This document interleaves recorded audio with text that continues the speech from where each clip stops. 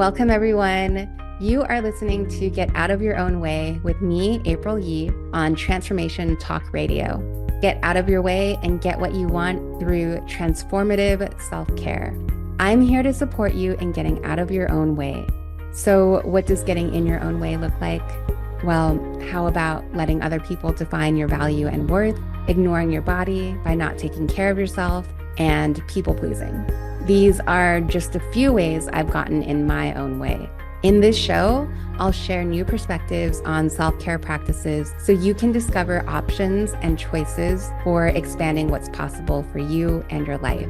In each episode, I have questions for you, and when you take the time to answer them, they'll help in building up your belief about yourself. I believe that when we get good with ourselves, we get good with our lives and the world. Get out of your own way starts now. Hi, everyone. You are listening to Get Out of Your Own Way on Transformation Talk Radio, episode 23. The concepts shared in each episode are things I wish I learned sooner to support myself and get out of my own way. So I hope these ideas are coming to you when you need them. Today, I'm happy to have Terri Hayes join me. I know Terri we both did the same life coach certification program through the life coach school, and we met in a mastermind group in 2021, I believe. And we've been in that same group since then. And so I always enjoy Terri's insight. I've seen her coach, and I think she asks really great questions. So I'm happy to have her join me today.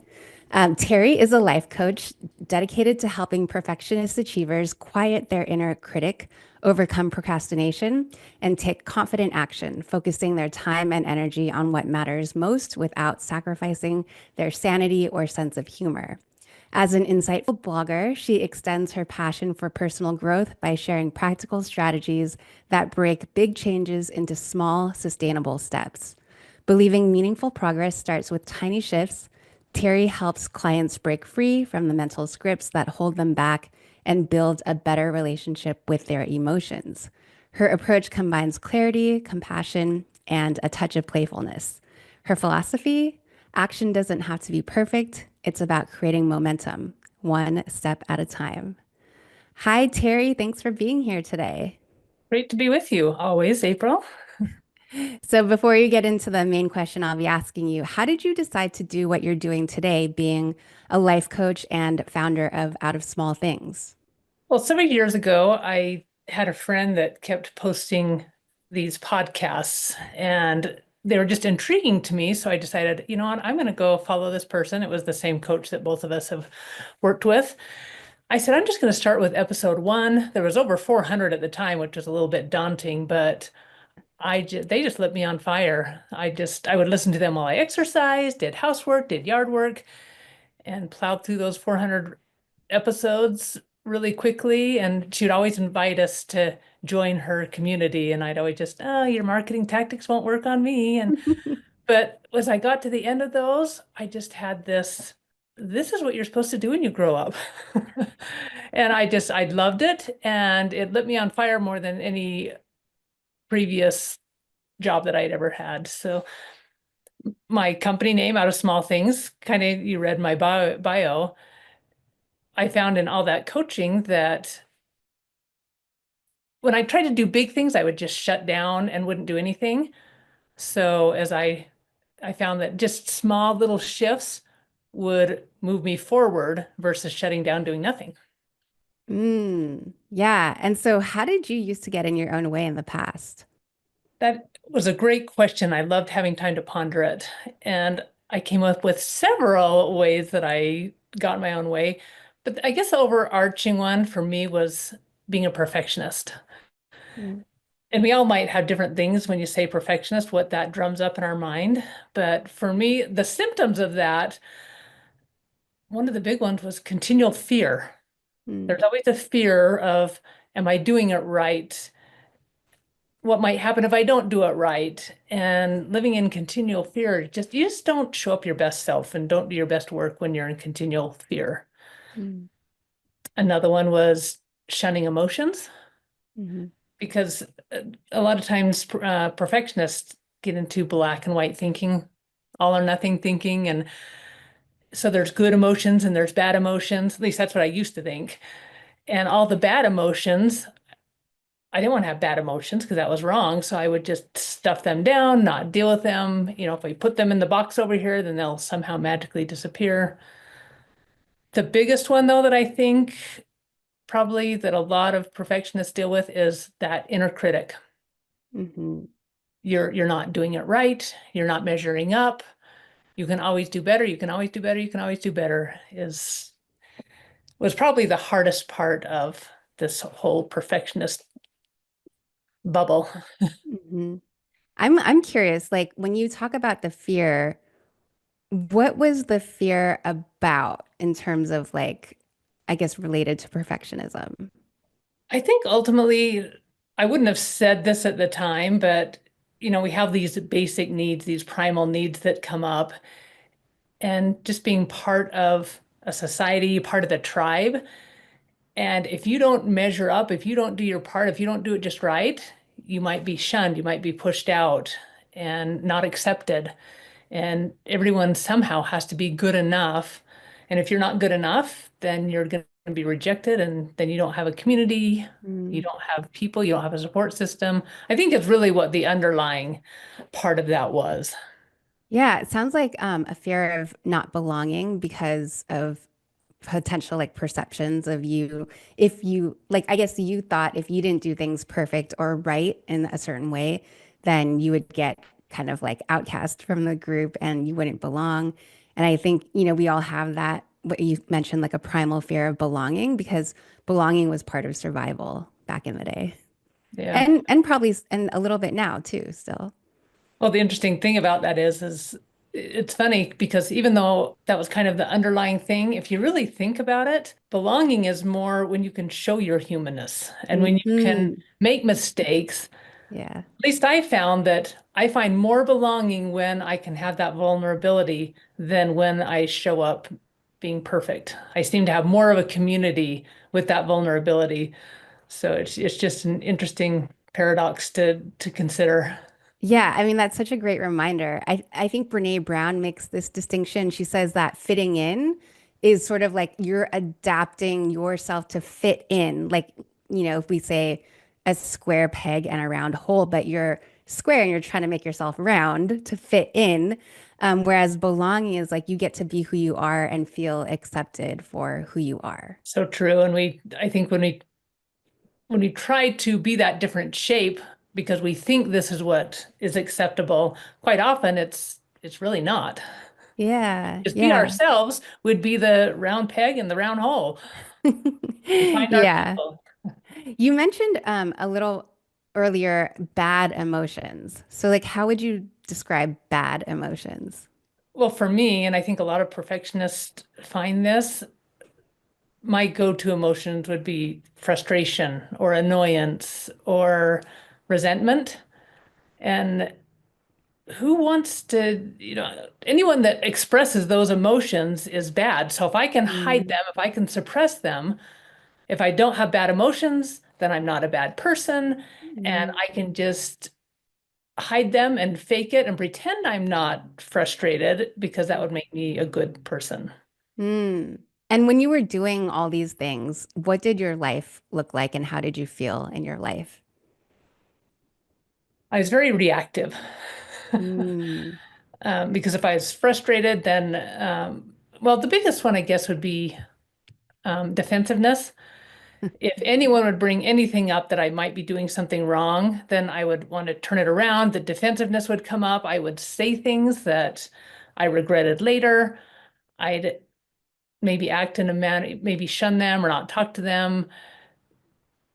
And it was their fault. And I've learned, in fact, that was something I practiced recently is just naming that emotion. When I was mm, in a situation fairly recently, I just said, okay, I could feel that sensation in my body, that defensiveness. And I just said, oh, you're feeling defensive. And just calling out the emotion, settle it down enough that I wasn't reactive and I was able to listen to the person and take what they had to say in stride and deal with it later without that normal, trying to defend myself and and the reasons why I did what I did or whatever it was. I could just Hmm. listen and not be reactive. Yeah, so it seems like just bringing awareness to that helps you to Absolutely. settle down a little. And I'm curious, like, what were you defending in the past when you became defensive? My character. Mm, hmm. Something that, I wish you could do this better, and it's like I didn't want to face the fact that I wasn't doing something better because I tried so hard to do everything just right that when I didn't do it right, it was just so frustrating. I was mostly frustrated with myself. Mm. And that was the first reaction. And then I was frustrated that somebody actually noticed and I wasn't hiding it as well as I thought that I was. Oh, that's interesting. Yeah. And so, how did you recognize that there was, I don't know, maybe a problem or something that you wanted to just move beyond? And how did you just decide to go about just becoming more of who you wanted to be instead of like trying to be or being defensive or like shunning your emotions or being fearful about needing to be a perfectionist? A lot of it really was coaching when I started having this awareness that, oh, wow, this is normal. And I really fought against the emotions being, that there were no bad emotions and that you could feel emotions in your body. And that was just so foreign to me because I'm a very analytical thinker and I'm in my head so much that I didn't have time for emotions. And once I learned what a big part they play in my life and started practicing some of the things that I was learning through all of this, it was it was like the magic that I had been missing all of these years. Yeah, just practicing a lot of those. And it took me a long time to work with a lot of those and realize that there weren't any emotions. They're all trying to tell me something, and to actually slow down enough to take the time to see what they're trying to tell me. Stop Yeah. long enough to ask myself some of these questions. I'm sure so many people can relate to what you said about, being in your head, being an analytical person, and not having time for emotions. So, I know you talked about this a little bit, but maybe you can talk about it a little more. How did you start to create time to experience those emotions? And at first, what was challenging about it? The biggest challenge was, and this fits so perfectly with a perfectionist attitude, is am I doing it right? Because I would be in coaching sessions when I was learning to be a coach, and I would watch other people um, processing their emotions. Mm, And the way that I did it did not look like the way that they did it. So what am I doing wrong? And it was at least 3 months of this. Am I doing it right? Am I doing it wrong? That I just finally settled into everybody processes emotions differently and it looks different for everyone. And I'm not sure if am I answering your question? Did I go off yeah. on a tangent? That's great. I'm curious, like, how different is it now for you when you process or experience emotions than it was for you back then? Well, first of all, I didn't realize that emotions manifest in your body. Mm, And so I would just think, okay, you're feeling frustrated. What is that? Well, I'm mad at this person. I go to my head and I tried to yeah. describe what these emotions were. And once I played with them a little bit, I remember the first time that I really put this into practice. I was going to teach a lesson, Mm, and whenever I get in front of people, I just get really nervous and I can feel my heart beating. And I'm like, oh, this is a great time to practice because I could feel that all coming on. And I just sat there for a minute. I'm like, what does anxiety feel like in mm, my body? And, I could feel a tightness in my chest and my heart started to race. And as I just sat there, and it was less than a minute, I think. Once I could focus in on what was happening in my body, it was almost like this toddler was like, pay attention to me, pay attention to me. And all these years, I just, go away. And, when you tell a toddler to go away, what do? They usually just get louder. And that's kind of how my emotions were. They just get louder and I try harder to push them away. But this time I recognized what was going on in my body. And the heart rate started to go down and my chest started to loosen up. Once I just zoned in on my body and said, what's going on in there? They loosened up and I was able to kind of come back online is the way I like to think of it and Yeah. just relax. And this was about a couple hours before I used to do that lesson. Then I showed up and I felt that coming on again. And I just, like 5 minutes before I was going to do it, I did the same thing. Oh, I just kind of talked to it in my mind. I see you anxiety and I know you're trying to protect me, but we've got this. And it calmed it down. And I wouldn't say that I was the lesson didn't go perfect and I was perfect, but it was so much better than what it had been in the past, just to have that more calm demeanor. Yeah, I really appreciate that because it's like when we think that our emotions are overwhelming or powerful, it is because, like what you said, we're resisting it. And so, what does a toddler do when it doesn't get its way? It gets louder and louder, and its efforts increase. And I think that is what happens with our emotions too, when we're kind of like avoiding them, distracting ourselves from them, not acknowledging them, they can just become stronger and we think that our emotions are overwhelming, but they don't have to be like what you're describing right now. And even if you think you're hiding them from somebody, like as a parent, if one of my children did something and I would be so proud of myself for not reacting to my frustration that I held it in and didn't yell and scream. But as I realized later, even though I didn't react to them, which was a good thing, you cannot hide the energy that comes from those emotions. I think those children feel that even Mm, if you hide the actions. Children, anybody, they can sense the energy. Every emotion has an energy that comes with it.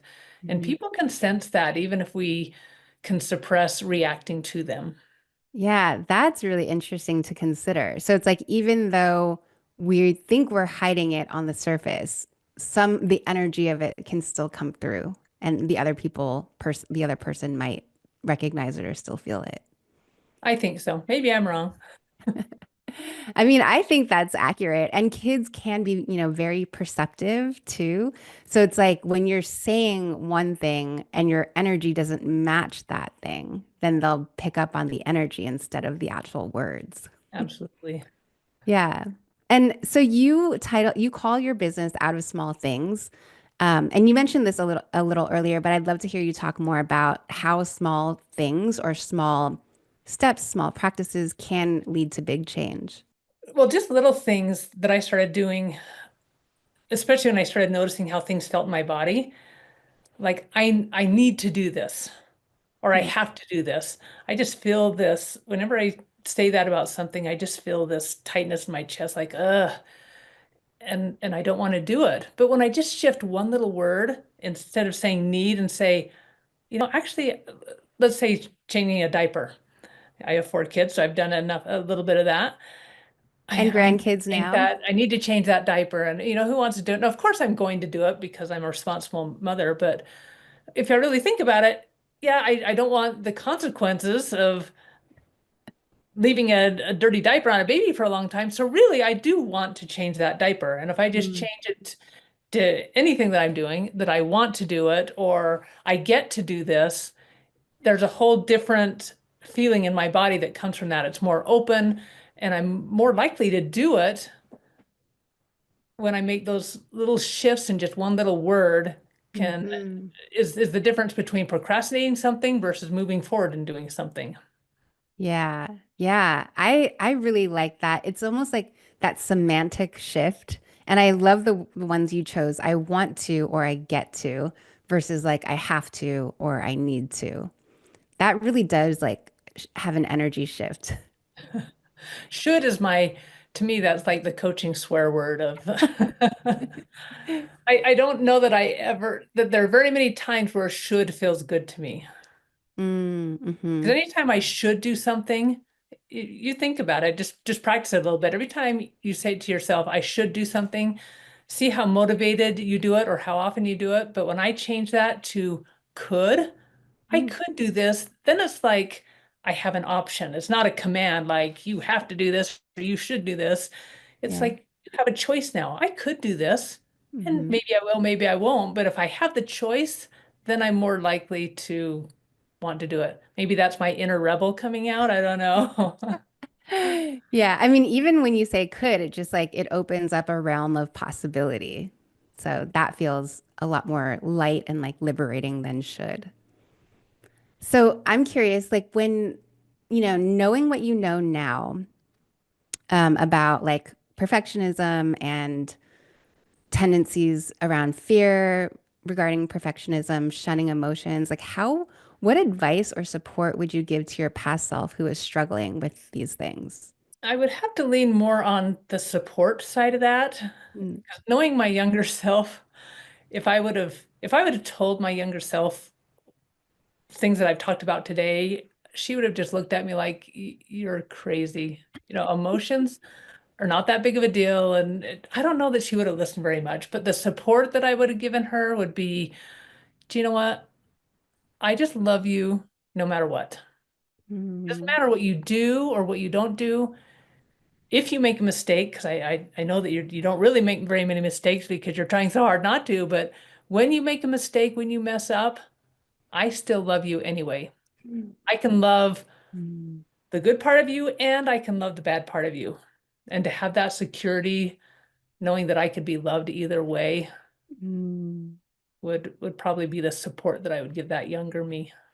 Yeah, that's such a powerful message. I think that, for us growing up, us being young, I think that is actually something that can be really empowering to hear because somewhere along the way, we learn that we need to perform a certain way, we need to act a certain way in order to receive approval, love, or acceptance. And we adjust ourselves, like we kind of talked about, to kind of fit that. But I'm wondering like what would it look like for us to have been like if we knew that we were loved unconditionally no matter what? Like how different could our lives have been? There'd probably be a lot less perfectionism going on, a lot less people pleasing. Yeah, I mean, I know for myself that is, I mean, part of me thinks that in order to know what doesn't work for us and what is hard for us, we have to go through those things. And then we come out on the other side knowing what the opposite is, but learning to go back to self-acceptance and self-approval instead of seeking it from other people. I think that is the hard part. And we do need to relearn it because I think we have it in the beginning and then we unlearn it Absolutely. and then we need to relearn it. What do you think about that? Absolutely. In fact, I think if we need reminders of that, just look to little children. In fact, someday I'm going to write a book that's called Toddler Life Coaching. Because there's so much that we could learn if we would just look at toddlers. You wrote a post recently around that, didn't you? Something about like looking at your grandkids and seeing how they teach you certain lessons. Oh, yeah, they do all the time. I have a little granddaughter that it's just so funny that my daughter will tell me that she'll just look in the mirror and I'm so beautiful and I'm so cute. And all of my grandchildren, I have young grandchildren that are that age. They think they're Superman and they think they're beautiful. And where do we lose that? It's like I tell my children, keep reinforcing that so that they get that ingrained deep before the world starts Hmm. changing those perceptions. Yeah. Yeah. And if people, I'm, I was going to ask if people want to get in touch with you or connect with you, how can they do that? My website is the best place. It's outofsmallthings.com. Mm. And yeah, I have a lot of free stuff on there. I have a freebies page that people can go to. I have one video that I did right when I first started coaching that I really like. It's a little bit raw, but the message in it I really love. I call it the born identity, as in Ooh. BORN. And it just talks about a lot of what we've been talking about here Mm. about how we are of worth no matter what we do or don't do or what happens to us. And anyway, I just use a fun analogy. So if anyone wants just a fun freebie, go to my freebies page on my website and look for some of those fun things. Okay, I can share those in the show notes and maybe a specific link to that, to the freebie page if you have that. Okay. Is there anything else around the topic that you shared today that we didn't talk about that you'd want people to know? One thing that kind of stood out to me that I thought of is like how my life looks a little bit different now than it did then. Yeah.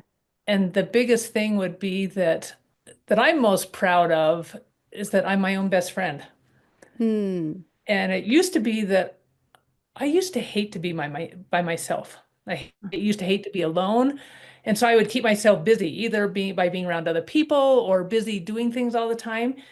Because if I had any time with myself, it was like I was giving myself verbal spankings all the time with how I didn't measure up. Mhm. And my life now is I could take myself to lunch and I don't mind being alone and I love to be with me because I am focusing more on what I am doing right than what I'm doing wrong. And that is a continual challenge for me. When you have that many years of beating yourself up and focusing on your mistakes, it's a real challenge to turn that around and focus on the good things. So Yeah. Ooh, that's powerful because you mentioned that the inner critic was one of the things that kind of got you the most too yeah. back then. Well, thank you for sharing that, Terry, and thank you for being here. Well, Um, thank you. Yeah. And thanks to those of you listening. I'm so glad you joined me for this episode of Get Out of Your Own Way. And to go even deeper, you can join me for Self Care Sundays, monthly drop in sessions. You can find out more at thehealingmodalities.com. And you can also sign up for my weekly Self Care Seeds newsletter there. And join me for Get Out of Your Own Way every other Thursday at 6:30 p.m. Eastern, 5:30 p.m. Central, and 3:30 p.m. Pacific time. Next time on Get Out of Your Own Way, I'll be having another guest join me to talk about how they've gotten in and out of their own way. So until next time, have a great week, and I'll talk to you soon. You have been listening to Get Out of Your Own Way. Get out of your way and get what you want through transformative self-care with me, April Yee. Tune in every Thursday at 3:30 p.m. Pacific on Transformation Talk Radio.